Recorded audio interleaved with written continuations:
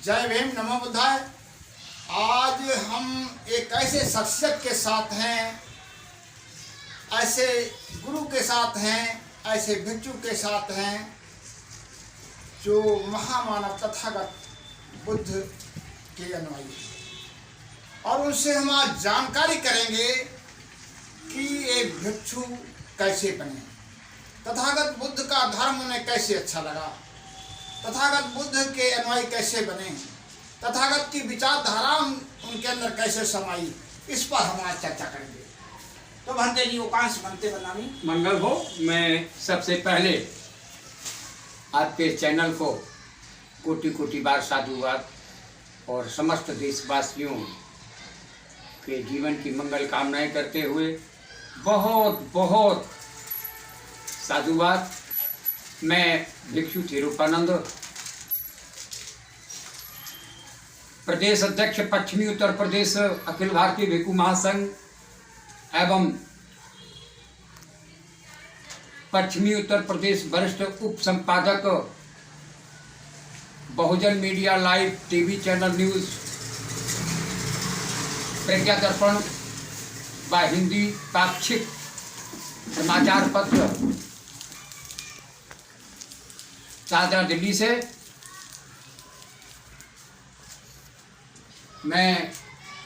मुझे बड़ा खुशहाल है कि आज मैं पीलीभीत के इस भूमि पर आया और मीडिया बंधुओं ने से बात हो रही है। इसके लिए मैं मीडिया बंधुओं के लिए कोटि कोटि बार धन्यवाद साधु। भंते जी, आपसे हम जानकारी करना चाहते थे कि तथागत बुद्ध के वचनों से और तथागत बुद्ध के मार्ग पर आप कैसे चले। देखिए, सबसे पहली बात यह है, मैं आपको बताऊं, मैंने बुद्धा को पढ़ा जी, और बुद्धा के बारे में जानकारी के लिए मैंने बाबा साहब और बाबा साहब के लिए जानकारी के लिए मुझे मेरे जो पालन पोषणहार हैं, मेरे फादर श्रद्धे आरपी बौद्ध जी, जब मैं छोटा था मैं उनके पास होता था तो वो मुझे जो है बाबा साहब के बारे में, तथागत के बारे में बताते थे।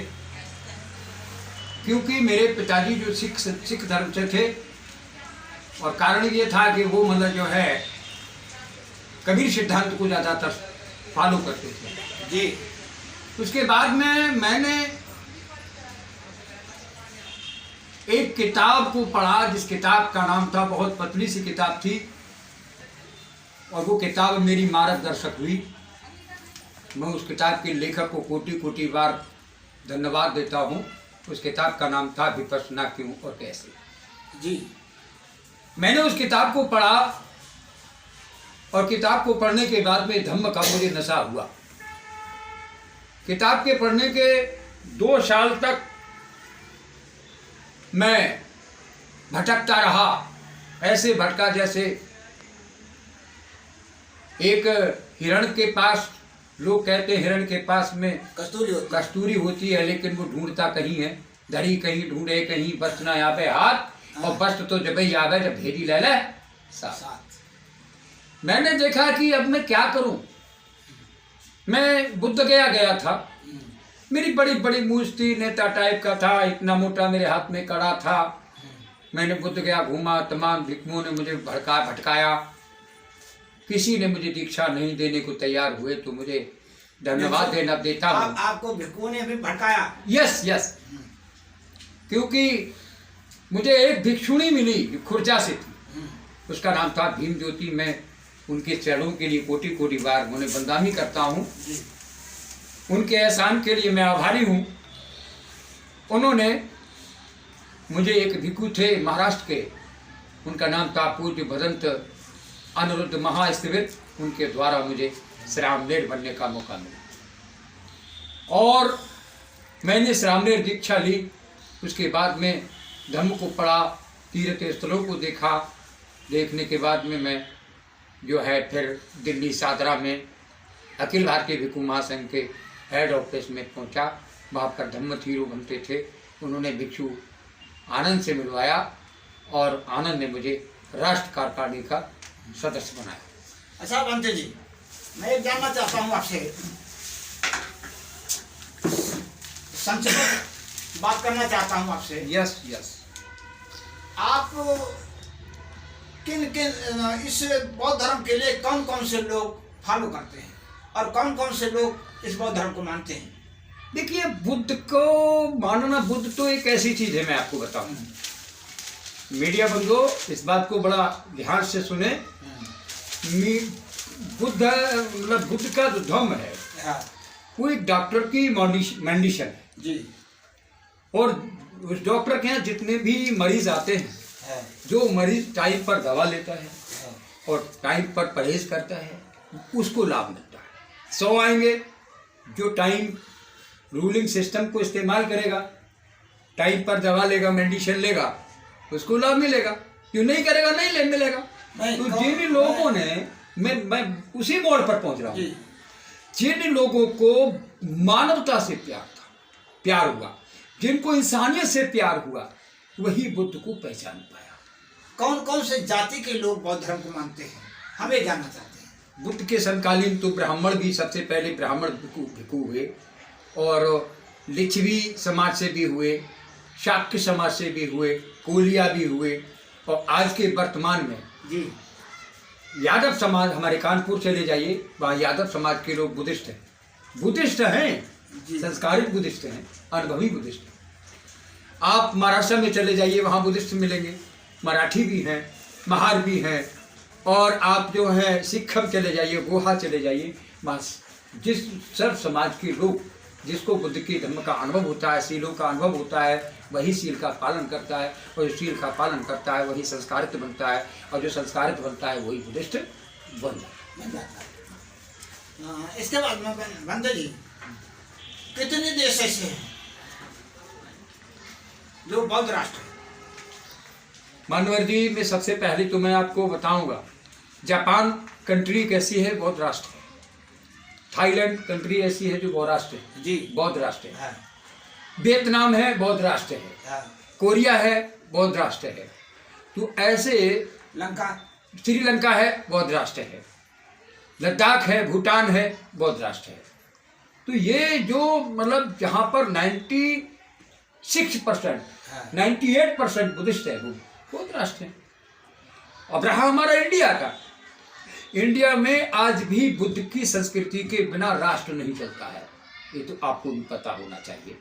लोग बुद्ध के राष्ट्र के बिना लोकतंत्र नहीं चलता है, हमारा सदन नहीं चलता है, चाहे भले कुछ भी हो। कोई आदमी कहे बोधिसत्व बाबा साहेब डॉक्टर अंबेडकर को हम नहीं मानते, आप भले नहीं मानते, मैं कहता हूँ मानते हैं। जो आदमी संविधान की बात करता है, संविधान के कानून की बात करता है, संविधान के आधार पर लोकतंत्र का फायदा उठाता है, वो संविधान की बात करता है और संविधान का फायदा उठाता है, वो बाबा साहब को मानता है। जो एजुकेशन का फायदा उठाता है, वो बाबा साहब को मानता है। बंदे जी, एक बहुत बड़ा विषय है, यस, जिस विषय में हम जानना चाहते हैं कि भारत सरकार ने इस समय सम्राट अशोक की लाट अपना लोगो नहीं माना है, उसे इंडिया गेट का लोगो बनाया है। और सम्राट अशोक का स्तंभ जो है, जो हर उनके काम में हर जगह लगाया जाता था, और उनके क्या कहते हैं, और अन्य जगह पर इस्तेमाल किया जाता है। हाँ, तो वो हटा दिया गया। इस पर आप क्या कहेंगे? मैं इस पर जो है, पहली बात तो मैं केंद्र सरकार के इस फैसले का घोर निंदा करता हूँ, घोर निंदा करता हूँ। जो राष्ट्र के लोग, राष्ट्र के चिन्ह पर खिलवाड़ करता है, वह सरकार देश विरोधी नहीं, राष्ट्र विरोधी भी है। भले ही वो सरकार प्रमाण पत्र दे कि मैं राष्ट्रभक्ति का, लेकिन वो राष्ट्रभक्ति नहीं है कि जिसके अंदर द्वेषता, ईर्षा होती है, वही आदमी मानवता और समानता को के पद से हट करके वो हैवानियत पर आ जाता है। तो ये सरकार लोकतंत्र को कुचलना चाहती है, और ये हमारे लोकतंत्र के राष्ट्रीय चिन्ह पर खिलवाड़ कर रही है। ये राष्ट्रीय चिन्ह क्यों हटाया होगा, इसका क्या कारण रहा? भाई, कहने का मतलब एक ये है अभी कुछ दिन पहले मैंने देखा था, एक वीडियो भी देखा था, और एक बार नहीं कई बार देखा, आप लोगों ने भी देखा होगा कि संविधान यहाँ जिंदा है और दूसरा संविधान बना करके तैयार कर रहे हैं। संविधान को हटाने की बात कर रहे हैं, संविधान को हटाने की बात कर रहे हैं। मैं किसी पार्टी का विरोध तो नहीं करूंगा, न किसी का नाम लेता हूं। इससे पहले जो गवर्नमेंट थी वो वहां पर विधानसभा के अंदर संविधान की कॉपी चलाई, और एससी समाज का व्यक्ति था, उसने वह जो संविधान की कॉपी चला रहा है वो लोकतंत्र की हत्या नहीं कर रहा है। तो जो लोकतंत्र के हत्यारे जो होते हैं वो संविधान, वो जो है लोकतंत्र को जहां भी मौका बनता है संविधान पर काम, मतलब जो है हिम्मत नहीं बढ़ी तो इन्होंने क्या काम करा, राष्ट्रीय चिन्ह पर, यानी सम्राट अशोक का जो लाइट था राष्ट्रीय चिन्ह पर आक्रमण करना शुरू कर दिया। अभी तो क्या आक्रमण करेंगे, सरकार की ऐसी मंशा क्या है, इसकी मंशा के बारे में जानकारी। भाई ये सरकार जो है आरएसएस की सरकार, आरएसएस एंड कंपनी की सरकार जी, और ये सरकार इस देश में बुद्ध का पतन करने की कोशिश करती है, कर रही। इसका मेन मकसद है कि हम यहाँ पर ब्राह्मणवाद को मजबूत करेंगे, ब्राह्मण संस्कृति को मजबूत करने का इनका टारगेट है। इसीलिए ईर्षा भरी हुई कार्य ये करती है, कभी राष्ट्र चिन्ह को हटाना, कभी संविधान पर अटैक करना, कभी किसी पर अटैक करना, ये काम मीडिया बंधु ये कर रहे हैं। अभी तो इन्होंने एक काम और छेड़ा है, शायद आपने ध्यान नहीं किया होगा। हाँ, बताएं। बताऊं मैं, जब आप बड़ी बात तो जरूर बताऊंगा। यानी आरएसएस के इशारे पर, भारत सरकार का प्रधानमंत्री के इशारे पर सेंट्रल गवर्नमेंट जो है वो मालूम क्या कर रही है, 350 IAS ठेके पर बनाए हैं। इनका कोई प्रमोशन नहीं है, कोई उनका मतलब जो है, कोई उनके पास में मतलब जो है डिग्री नहीं है, कुछ नहीं है, केवल ठेके पर IAS बनाए गए। महंत जी बहुत बड़ी बात बताई आपने, और आज हम बहुत खुश हैं और बहुत गौरवान्वित हैं कि आप जैसे महापुरुष और हमारे secret crime information service foundation के कार्यालय पर पधारे और इस कुर्सी को आपने सुशोभित किया। और आज बस भंते जी फिर मुलाकात करेंगे। जय भीम, नमो।